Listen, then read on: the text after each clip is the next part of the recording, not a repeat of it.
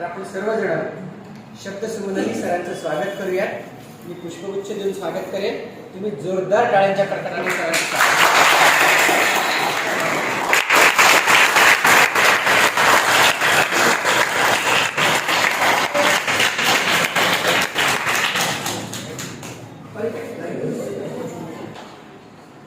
तुम्ही 3 कॅटेगरीमध्ये रोगांना डिवाइड करता. वात, पित्त आणि कफ. त्याचे सब फॅक्टर्स पण आहेत तुमच्याकडे, बरोबर. मी आणि जर समजा तुम्ही ॲलोपॅथी वगैरे मध्ये जर गेला तर तिथे वेगवेगळे करतात. प्रत्येक ऑर्गनसाठी वेगळा डॉक्टर. कानासाठी वेगळा, नाकासाठी वेगळा, डोळ्यासाठी वेगळा, भोवयासाठी वेगळा, केसासाठी वेगळा, दातासाठी वेगळा, जॉईंटसाठी वेगळा, त्याच्यानंतर आपल्या पोटासाठी वेगळा, युरिनरी ट्रॅक इन्फेक्शनसाठी वेगळा, ब्लॅडरसाठी वेगळा, प्रोस्टेटसाठी वेगळा. सगळ्या गोष्टीसाठी वेगवेगळे डॉक्टर आहेत का नाही? आहेत ना? पण आपण आयुर्वेदवाला आणि निसर्गोपचारवाले आणि बाकी इतर जे लोक आहेत ते होलिस्टिक बॉडीचा विचार करतात. होल बॉडीचा विचार करतात. पूर्ण बॉडीचा विचार करतात. कारण रस बिघडला. काय बिघडला? रस बिघडला. रस कसा काय बिघडला?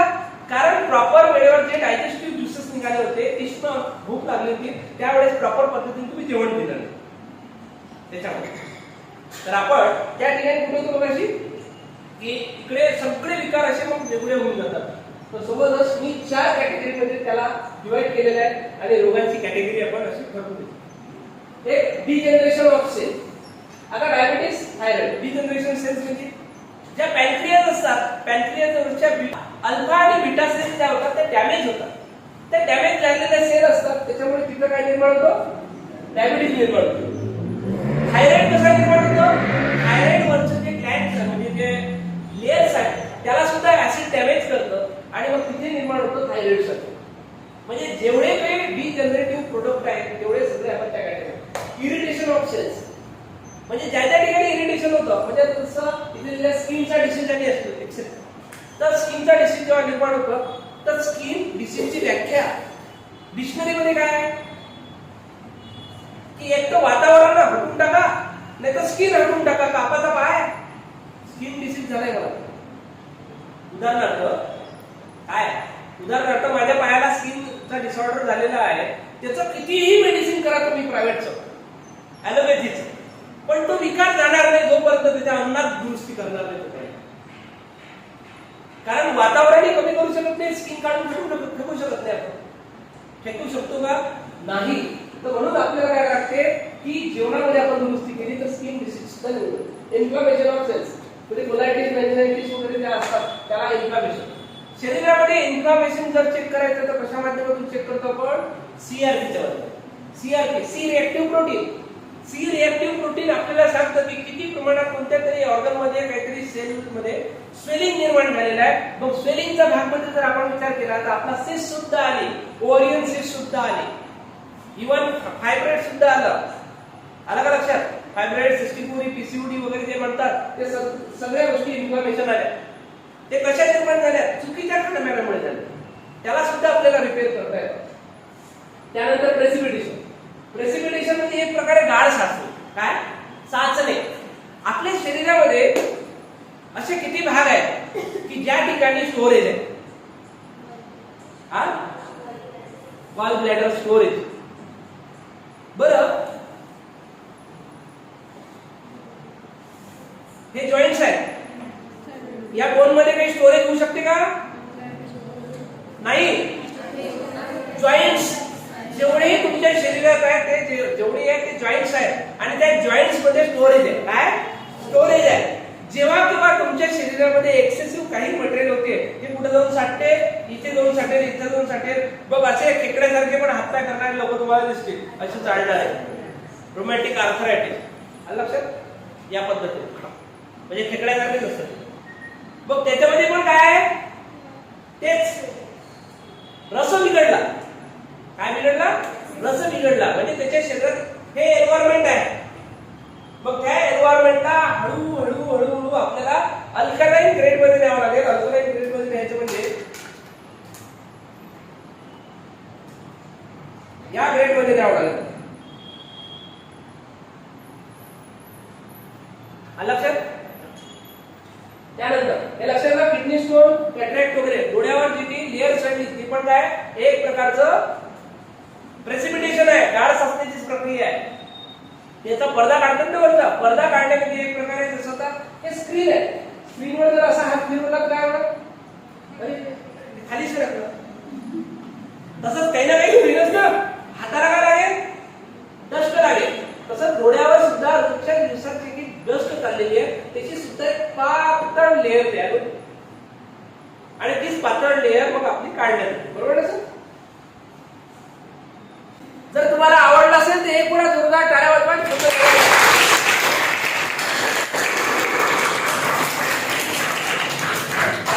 एक वेळा जागा रुपये. अरे लेथरची जी आलेली आहे ती घालवायची असते आपल्याला, त्याच्यासाठी, बाकी काही नाही. हा, आणि थोडस असं मागे पुढे फिरून घ्या. जागच्या जागा. ठीक आहे. त्याच्यानंतर शेजारच्याला हायफाय द्या. कसे आहे विचारून घ्या. आता हे पाळायचं, हे नियम पाळायचं ना मला विचारून घ्या. हे पाळायचं ना नियम, टाळीची द्या.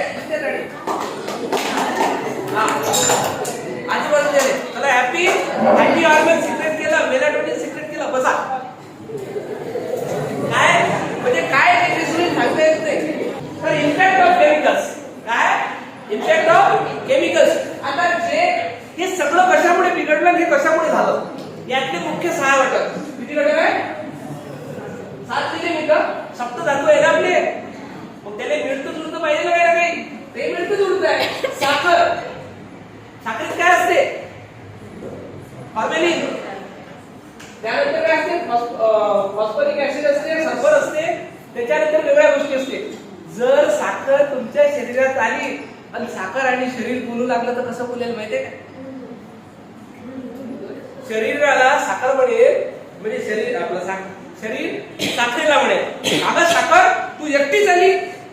साखर म्हणेल, काय करू शरीर दादा, माझ्यासोबत कारखानदारांनी एवढे अत्याचार केलेत माहितीये. माझा तर पहिले तर काय केलं, उसातून रस काढला. काय काढला? रस काढला. मग तो रस सडला नाही पाहिजे, मग त्याच्यात टाकला फॉर्मॅलिन. काळा पडते ना, मग तो रस सडला नाही पाहिजे.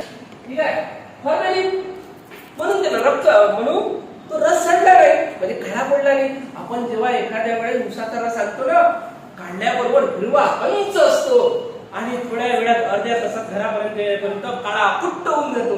म्हणजेच काय झालं, त्याच्यात फर्मेंटेशन झालं, जीवजंतूंची निर्मिती झाली. आणि ती जीवजंतूंची निर्मिती झाली नाही पाहिजे याच्यासाठी काय टाकतात? फॉर्मेलिन टाकतात. आणि फॉर्मेलिन काय केमिकल आहे, हे कुठे वापरतात? हे ओटी मध्ये वापरतात. ओटी म्हणजे ऑपरेशन थिएटर मध्ये वापरतात. आणि ते एवढ्या खतरनाक लेवलचं असतं, ऑपरेशन थिएटर मध्ये वापरतात फॉर्मेलिन, ते वापरतात. आणि त्याच्यानंतर मग पुन्हा त्याची शुद्धीकरण करण्यासाठी त्याच्यामध्ये फॉस्फेट टाकतात, फॉस्फरिक ऍसिड टाकतात, सल्फर टाकतात, HCl टाकतात, हायड्रोक्लोरिक ऍसिड. काय आपल्या शरीर पहिलेच ऍसिडिक, मग त्याच्यात पुन्हा साखर टाकली, ती ऍसिडिटी वाढायला कमी होईल, वाढते ना. तर मग त्याच्यानंतर साखरेला पूर्ण शुद्ध करण्यासाठी त्यातलं पोटॅशियम, मॅग्नेशियम, कॅल्शियम सगळं घालवलं. असं सगळं केलं माझ्यासोबत या कारखानदारांनी. कोण म्हणाल? साखर म्हणाली. अब तो भाई आई हूँ, अकेली आई हूँ, 4 दोस्त लेके जाऊंगी. म्हणजे 4 भावंड जे सुटले होते ना, ते केमिकल बॉन्ड होता. कोणता होता? Potassium, magnesium, calcium, iron, zinc. हे 5 जे मित्र मंडळी होती, तिथं माझे गेलेत ना. आता मी तुझ्या शरीरात आली आहे, आता माझी वारी. कोणाची? आता माझी वारी. मग ते साखर, potassium, magnesium, calcium, iron, zinc, even सगळ्या गोष्टीला हळूहळू डिस्ट्रॉय करत राहते. म्हणून शरीर दादा धन्यवाद, तुला मला सहारा दिला, असं आनंदाने साखर म्हणते. आणि आपण रोजच्या दिवसाला सुरुवात पडत. म्हणून बिमार पडायचं नसेल तर काय करायचं? साखरेला पर्याय जगरी वापरायची, गुळ वापरायचा, किंवा ते काय असतं गुळाची काकवी वापरायची. आलं का लक्षात? नाही झालं तर नाही वापरायची. अरे तो हत्ती, ती गाय, ती बकरी हे थोडी म्हणते मला साखरच खायची आहे म्हणून, नाही म्हणत. पण आपण असं. त्यानंतर टी मध्ये काय असतं? टॅनिन ऍसिड आणि टॅनिन पण असतो. आता हा जेव्हा टॅनिन ऍसिड जेव्हा तुमच्या वेन्स मध्ये जातो, गुगलला कधीतरी सर्च केलाय का टॅनिन काय? What is mean by tanning? टॅनिंगची डेफिनेशन नाही ना, करून बघायची. गुगल सांगेल तुम्हाला की लेदरला हार्ड करण्यासाठी टॅनिंग यूज करतात. आता तुमच्या शरीरात लेदर म्हणजे काय? वेन्स, आणि त्या वेन्स मध्ये धावणारा काय? रक्त. आणि रक्त आपलं बिघडलं कारण ऍसिडिक एन्व्हायरमेंट आहे. रक्त कुठं कुठं जाते शरीरात? सगळीकडे ना, म्हणजे पायाच्या नखापासून तर डोक्याच्या केसापर्यंत सगळीकडे जाते. मग ते जर ऍसिडिक झालेलं आहे आणि सोबतच जेव्हा हे टॅनिन सारखा घटक आला तुमच्या वेन्स मध्ये, मग वेन्सचं काय झालं? जसं ते लेदर हार्ड झालं तसं वेन्स हार्ड झाल्या. मग जेव्हा तुमचा रक्ताचा फ्लो त्याच्यातून होत आहे त्याला तो ऑब्स्ट्रॅक्ट निर्माण करेल, तेव्हा मग तुम्हाला काय डिटेक्ट होईल बरं? बीपी म्हणजे ब्लड प्रेशर डिटेक्ट होईल. मग बीपीला जर घालवायचं असेल तर काय करावं लागेल? चहा बंद करावं लागेल. चहामध्ये टॅनिक ऍसिड आहे, टॅनिन आहे, घालवावं लागेल. त्याला पण त्याच्या 3 महिन्याच्या आत बीपीच्या गोळ्या बंद. तुमच्याकडे पेशंट आले पाहिजे, एक्सिडेंट सांगतोय की त्याला सांगायचं की बाबा रे माझ्याकडे बीपीचं औषध घे पण तू याने चहा बंद कर. त्याच्या 3 महिन्यात जर बीपीच्या गोळ्या बंद झाल्या तर 4थ्या महिन्यापासून तुमच्याकडे राग लावून देतो की या डॉक्टरांकडे जा. तिथं गेल्यानंतर प्रॉपर गाईडलाईन देते. 3 ते 4 महिन्यात बीपी शुगरच्या गोळ्या बंद होतात. जे म्हणतात की लोक की मरेपर्यंत, सरेपर्यंत, सरणावर जायपर्यंत, आणि मेल्यावरही पोरगा म्हणते आई ह्या गोळ्या तर बाबा खात होते, याचं आता काय काम? जाणून टाक बाप्पासोबत. अशी कंडिशन ज्याची नाही करायची असेल असं वाटत असेल त्यांनी काय करायचं? ह्या गोष्टीचं पालन आपल्या आयुष्यात करायचं, आपल्या प्रॅक्टिस मध्ये करायचं. हे मला तुम्हाला सांगायचं, बाकी काय. कॉफी मध्ये काय? कॅफीन आहे. हे पण काय करतं? तुमच्या शरीरामध्ये तुम्हाला एनर्जी तर तुरंत देतं पण नंतर डाऊनफॉल येतो, लेथर्जी येतं, उत्साह झाला. मग असं काय कामाचं? मग आळस द्यायला लागतो थोड्या वेळ. मग पुन्हा उर्मी चढवण्यासाठी, गरमी घेण्यासाठी पुन्हा कॉफी प्यायला लागतं. मग काय झालं? ऍडिक्शन झालं ना. मग ऍडिक्शन निर्माण कसं होतं बरं? आणि ऍडिक्शन मधून बाहेर कसं निघायचं ते पण. हे आता स्प्राईट मी पिलोय 7 वाजता, रोज संध्याकाळी 7 वाजता पितोय आणि माझा लिव्हर काय करतोय? याला अँटी एन्झाईम्स बनवतोय माझं लिव्हर आणि याला पचवून टाकतोय. 8व्या दिवशी माझं लिव्हर, पहिलं ब्रेन कॉम्प्युटर आहे, नंतर हे सुपर कॉम्प्युटर आहे. हे काय करायचं? Tick tick tick tick. संध्याकाळी 7 वाजता स्प्राईट येणार आहे तर तयार ठेवायला जाईल, फटकन रक्तात टाकून देईल. मग माझे हातपाय असे हालायला लागले, क्रेविंग व्हायला लागलं. मग हे क्रेविंग थांबवण्यासाठी मग मी काय करतो? चहाच्या कॅन्टीनवर जातो, दारूच्या कॅन्टीनवर जातो, इकडे जातो, तिकडे जातो आणि ते चुके. कारण त्याच्या रक्तात ते क्रेविंग आलेलं आहे. कुठे आलेलं आहे? रक्तात आलेलं आहे. कारण ते अँटी एन्झाईम्स आहे. स्प्राईटला पचवतोय, चहाला पचवतोय, दारूला पचवतोय, व्यसनाला पचवतोय. याचा अर्थ काय? त्या टायमिंग मध्ये जर त्याला ते मिळालं नाही, त्याचं मन म्हणतं वाईट आहे, त्याचं शरीर म्हणतं वाईट आहे, पण त्याच्या रक्तात आलं ना, खून मागताय. आलं का लक्षात? रक्त मागतं त्याचं आलं. मग त्या रक्ताचं ते क्रेविंग, शरीराचं क्रेविंग थांबवण्यासाठी त्याला दारू प्यावं लागते, त्याला चहा प्यावं लागते, त्याला कॉफी प्यावं लागते, त्याला हे सगळे घटक घ्यावे लागतात. म्हणून काय करायचं? अँटी. मग त्याच्यासाठी आपल्या आयुर्वेदामध्ये सुद्धा सांगितलेलं आहे, भगवद्गीतेमध्ये सुद्धा सांगितलेलं आहे. ॲलोवेरा नावाचा एक पदार्थ होता, तो ॲलोवेराला धृतकुमारी सुद्धा म्हणतात. त्या धृतकुमारीचा उपयोग जर तुम्ही अशा कंडिशन मध्ये जर केला तर ऑटोमॅटिकली ते जे ॲलोवेराचा पल्प जो असतो तो लिव्हर पर्यंत त्या गोष्टीला म्हणजे स्प्राईटला जाऊ देणार नाही. वरच्या वरच हवा आणि पाणी करून टाकत. तुम्हाला माहिती आहे आरटीओ वाले या कशी मशीन घेऊन असते, तोंडाला लावते, चेक करते. हा कार्बन डायऑक्साईडचं प्रमाण वाढलेलं आहे, दर दिला आहे, बरोबर ना? तर काय चेक करते? कार्बन डायऑक्साईड चेक करते, कारण कार्बन डायऑक्साईड जास्त निघते. स्प्राईट पिऊन जरी गेले तरी तुमच्या म्हणजे तो मीटर दाखवेल हे एकत्रित केलाय, पण वरच्या वर हवा आणि पाणी करून टाकते ॲलोवेरा. आणि काही दिवसानंतर एन्झाईम्स जे सिक्रेट झालेलं आहे त्याच्यापर्यंत स्प्राईट पोहोचतच नाही. काय होणार? डिलीट. लिव्हर काय करें? डिलीट. हाँ, एक फंक्शन जो हमारे पास आ रहा था स्प्राइट का वो नहीं आ रहा है, इसके लिए उसका चैनल बंद. रोबोटिक टेक अलग से. तो त्या पद्धतीने तुम्ही त्याच्यातून बाहेर निघू शकता. म्हणून कॉफी वगैरे ज्या गोष्टी आहेत ते तुम्हाला ऍडिक्शन मधून जर बाहेर निघायचं. काही लोकांना टेस्ट स्मोकर असतात, इकडे फुकतात पण इकडे चहा पण पितात आणि इकडे एखादा ग्लास पण असतो. कृपया असे करू नका, कारण आपण आयुर्वेदाचे विद्यार्थी शोभलो पाहिजे. आणि मी बघितले एका ठिकाणी एका महाविद्यालयामध्ये गेलो होतो आणि तिथं माझं लेक्चर वगैरे झालं. त्याच्यानंतर तो म्हणजे आयुर्वेदिक महाविद्यालयाचा प्राध्यापक बसले आणि मस्तपैकी एवढं मोठं सगळं लेक्चर झाल्यानंतर चहा ब्रेड बिस्किट खाऊन राहिला. सर म्हणे एवढ्या लवकर नाही इम्प्लिमेंटेशन होत म्हणे, वेळ लागते म्हणे. बाबा धन्य म्हटलं. म्हणजे जो इकडे षड म्हणजे सप्त धातू सांगतो, जो सांगतो रस बिघडला तर सगळे बिघडतात, तो स्वतःचा रस बिघडून राहिला म्हणून हे रस्सा झाला नाही, रस्सा नाही झाला, अंडा झाला. काय झाला म्हणजे काकडी पण नाही झाली, त्याचा ते काय म्हणते तंबुरा झाला मोठा. म्हणजे असा इकडून फुगला आणि माझा खालचे दोन पाय असे बारीक सारखे आणि हे वरचं असं बिलकुल पेंग्विन सारखं दिसत होते. असो तो त्यांचा भाग. पण करतो काय आपण, करायला काय पाहिजे त्या गोष्टी लक्षात ठेवा. त्याच्यानंतर आहे लोणचं. हे जे लोणचाचा जो घटक आहे त्या लोणच्याच्या घटकामध्ये असतं बेन्झाईल क्लोराईड. काय असतं, जर तुम्ही डिक्शनरीमध्ये जर बेन्झाईल क्लोराईडचा अर्थ जर शोधला, गुगलवर जर शोधला, तर तुम्हाला लक्षात येईल की हा घटक कॅन्सरची निर्मिती करण्यासाठी कारणीभूत घटक आहे. मार्केटमधलं जे पिकल असतं, मार्केटमधलं जे लोणचं असतं, किडा मुंगीला टाका, खात नाही हो,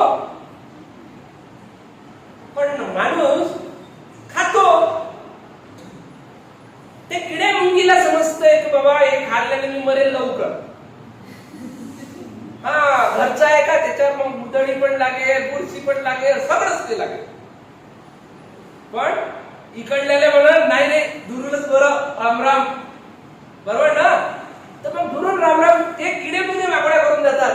पण आपण हुशार आहोत, बुद्धीचा वापर केला आपण, आणि मग तरी पण आपण तसं जर खात असेल तर कृपया खाऊ नका, घरी बनवलेलं लोणचं खा. पण लोणचं खात असताना एक गोष्ट लक्षात ठेवा, पहिले ती फोड धुवून टाक, मग का धुवायची, यात मीठ आहे भरपूर प्रमाणात. मला एक सांगा, 1 किलो भाजी तयार करायची आहे आणि 1 किलो लोणचं तयार करायचं. 1 किलो भाजीसाठी किती किलो मीठ टाकसाल? 2 चम्मच ना, म्हणजे किलोवर नाही टाकतात. पण 1 किलो लोणचं बनवायला किती किलो मीठ टाकसाल? पावर अर्धा किलो पावर ना. बघ तुमच्या शरीराची दिवसभराची रिक्वायरमेंट किती आहे मिठाची माहिती का? कमीत कमी 3 ते 5 ग्रॅम. किती? 3 ते 5 ग्रॅम. म्हणजे एक मिठाचा पुडा घरात 2 व्यक्ती असतात तर किती दिवस चालायला पाहिजे किलोचा? म्हणजे किती किलो मीठ लागायला पाहिजे त्याला महिन्याभराचं? म्हणजे दिवसभरात दोघं नवरा बायको मिळून जास्तीत जास्त 10 ग्रॅम, 300 ग्रॅम. आपण 1-2 किलोचं मीठ पचवून टाकतो. मग आपल्या शरीरातला कॅल्शियमची धज्जी आणि ओढांना काय होईल? म्हणून पडल्याबरोबर हातपाय नाही तुटत, हातपाय गॅस लागत नाही तर काय होईल? असे लटकत ना. मग अरे अरे बाबा काय झालं बाबा, काही पडलो बाबा, अशा सगळ्या गोष्टी होतात ना. तर मग या सगळ्या गोष्टी झाल्याने वेगळे काय करायचं? मीठ. ते बेन्झाईल क्लोराईड ऍसिड आलं. पापड, पापडमध्ये काय सोडा, मार्केटचं जेवढं काही पापड आहे तिथं लिहिलं काय सोडा. सोडा म्हणजे काय? सोडून टाका. कारण तो सोडा जो आहे तो अल्कलाइन ग्रेडचा आहे आणि त्याचा केमिकल फॉर्म मधला आहे. त्याच्यामुळे तो तुम्ही घरात बनवलेले पापड त्याला मुंगे माकोडे त्याच्यानंतर हे पण लागतात, सोंडे पण लागतात. पण मार्केटच्या पापडले किती दिवस होतो उघड्यावर ठेवा, माशी तर बसत नाही त्याच्यावर. काय नाही बसत? माशी तर बसत नाही. पण आपण काय करतो, मस्त पैकी त्याला पचवतो, खातो आणि बिमारीला आमंत्रण. बेकरी प्रोडक्ट्स त्यामध्ये काय काय असते? कॉस्टिक सोडा असते, इमल्सिफायर असतं, रायझिंग असतं, एजंट असतं. त्याच्यामध्ये ह्या सगळ्या गोष्टी असतात, कलर आणि फ्लेवर्स वगैरे असतात. हे काय आयुर्वेदामध्ये म्हटलेलं आहे की अन्न तयार केल्यापासून 3.5 घंटेच्या आत खायला पाहिजे म्हणून, बरोबर ना. मग हे किती दिवसापासून आहे तयार? आणि याच्यावर लिहून पण ठेवलेलं आहे best before 3 years. Best before 3 years. सेल्फची लाईफ वाढली पाहिजे, माणसाच्या लाईफशी काही घेणं देणं नाही आम्हाला. काय सेल्फची लाईफ वाढली पाहिजे त्याच्यासाठी. अरे तुम्ही मोबाईल घेतला का कधी विकत? तुम्ही त्याचे फीचर्स चेक करता का? मग याच्यामध्ये जे आहे त्याचा कधी फीचर्स चेक केला का? धरलं का, पडलं का, खाल्लं, बस एवढंच. बिस्किटाच्या संदर्भात विचार करू.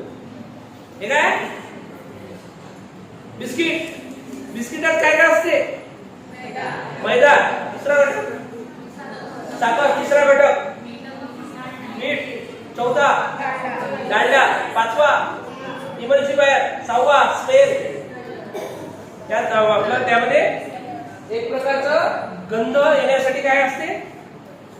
सेन्स, इसेन्स, बरोबर आहे. या सगळ्या गोष्टी आणि याच्यासोबत लिहिलेलं पण असतं एडिबल ऑइल, नंतर व्हेजिटेबल ऑइल, हे सगळे असतात. त्या बिस्किटाला कडक करून ठेवण्यासाठी हे सगळे टाकले जातात आणि त्याच्या माध्यमातून निकेलचा मॉलिक्यूल तुमच्या शरीरात होतो आणि भविष्यामध्ये सुद्धा तुम्हाला होणार काय आहे? मग पॅरालिसिस मध्ये जर जायचं असेल, एखादा आळवा चालला मग रस्त्याला, अरे काय सांगू मुलं बिस्किट खाल्ले, आता हे झाल्यानं तरी बिस्किटच खायला चालू आहे. सकाळी त्याची बायको आणून देते, डॉक्टरनं सांगितलं बिस्किट खाऊ घाल. अरे ज्यानं जे घडलं तेच खाऊ घालते दिले. आलं का लक्षात? ज्या गोष्टीनं त्याच्या आयुष्यात तसं झालं हेच खाऊ घालणं सुरू केलंय, तर तो खरंच रिपेअर होईल का? तर कृपया आपल्या संपर्कात असे काही लोक असतील ज्यांना समजा अशा संदर्भातील काही समस्या असतील, त्यांनी माझ्यासोबत संपर्क साधले. Refined oil. आता रिफाईंड ऑइल पहिले आपल्या घरी तेल यायचं. काय यायचं? तेल येत होतं का? आठवड्याभरात तेल आपण खतम करायचो. शनिवारचा दिवस राहायचा, हनुमानजीले उरलेलं सुरलेलं तेल नेऊन टाकून द्यायचं, बरोबर आहे. कारण तेव्हा कच्च्या गाडीचं तेल आणत होतं. तेल या शब्दाची निर्मिती कशी झाली माहितीये? तिळापासून झाली. कशापासून? तिळापासून झाली. तर तिळापासून तेलाची निर्मिती झाली आहे. आणि आपण तेल कोणतं खातो बरं? तिळाले जर ठेसलं तर त्याचं तेल निघते, जवसाले ठेसलं तर त्याचं तेल निघते, शेंगदाण्याला ठेसलं तर त्याचं तेल निघते. सोयाबीनने ठेचा काहीच निघत नाही, काहीच निघत नाही आणि त्याचं तेल खाता. मग खरंच तुमचं तेल नाही निघणार तर काय निघणार? आलं का लक्षात? म्हणून ज्या धान्यापासून, ज्या तेल बियापासून खरंच तेल निघतं, त्या तेलवर्गीय बियांचं तेल खाणं आपल्याला हितकारक राहील, अहितकारक होऊन राहिलं आता. मग हे रिफाईंड ऑइल, याच्यामध्ये कॉस्टिक सोडा आला, हायड्रोक्लोरिक ऍसिड आला, निकेल आला, प्लस काय आलं? प्लस पाम तेल आलं. त्याच्यात भारत सरकारने 25% त्याच्यामध्ये ऍड करण्याची परमिशन दिलेली. काय? आणि पाम तेल हे कॅन्सर निर्मितीसाठी महत्वपूर्ण घटक आहे. हे पण सायंटिस्टनी, विज्ञानाने लक्षात आणून दिलेलं आहे. तर या गोष्टी आपल्याला थोड्याशा बाजूला ठेवायच्या. मग आता याला अल्टर कसं करायचं? हे जे सातही घटक आहे याला अल्टर कसं करणार? साखरेच्या जागेवर गुळाला अल्टर करा, चहापत्तीच्या जागेवर तुम्ही काढा घ्या. आता तुम्ही म्हणताल की आता कसं बघ, चहापत्तीची तर आम्हाला सवयच आहे. आता चहापत्ती किती रुपये किलो आहे माहिती आहे का? 1.25 लाख रुपये किलो आहे. आता आलं 1.25 लाखाचं उदाहरण. किती लाख रुपये किलो आहे? 1.25 लाख रुपये. लोक म्हणतात झाकली म्हणून, पण झाकून ठेवता काय?